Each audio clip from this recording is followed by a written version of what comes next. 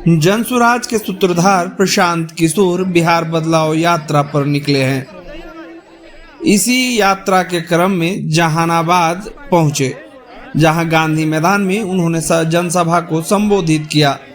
प्रशांत किशोर ने जहानाबाद में राजद प्रमुख लालू प्रसाद यादव पर जोरदार हमला किया और बोला कि लालू जी अपनी 9वीं फेल बेटे को सीएम बनाना चाहते हैं, जबकि बिहार के बच्चे पढ़ लिख कर मजदूरी करने बाहर के राज्यों में जा रहे हैं।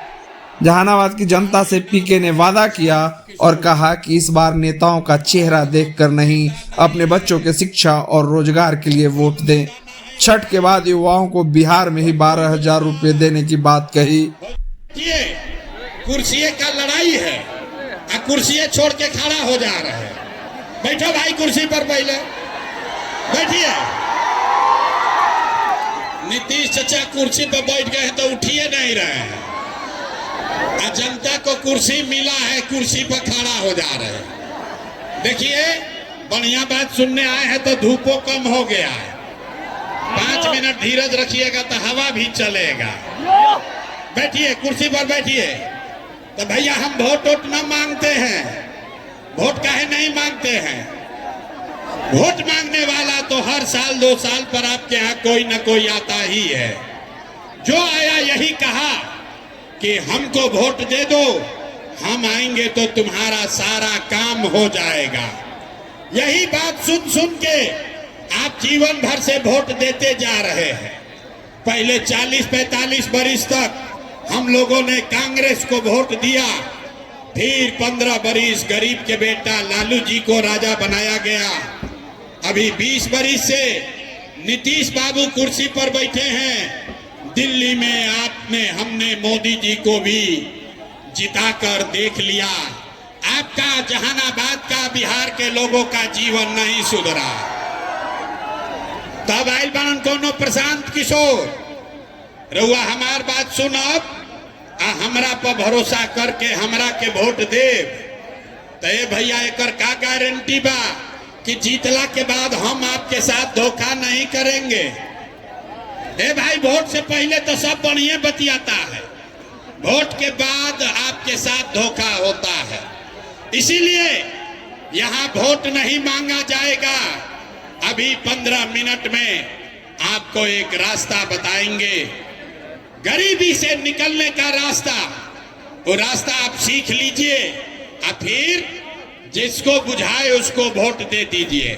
वही जनसभा के बाद प्रशांत किशोर ने पत्रकारों से बातचीत करते हुए अशोक चौधरी पर फिर से निशाना साधा और बताया कि जनता में आकर 200 करोड़ रुपए की संपत्ति का ब्यौरा देना चाहिए।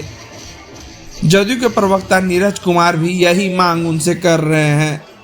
वहीं पीएम मोदी को तेजस्वी यादव की सभा में गाली दिए जाने पर पीके ने कहा कि राहुल गांधी और तेजस्वी मोदी जी को गाली देंगे और मोदी आएंगे तो राहुल तेजस्वी को गाली देंगे। बिहार के युवाओं को दूसरे राज्यों में रोज गाली पड़ रही है, इससे दोनों को कोई लेना देना नहीं है। अशोक चौधरी ने जो जमीन 200 करोड़ रुपए का अलग अलग समय पर खरीदा है, बेनामी या अपने परिवार के सदस्यों के नाम पर, उसका ब्यौरा जारी किया गया है।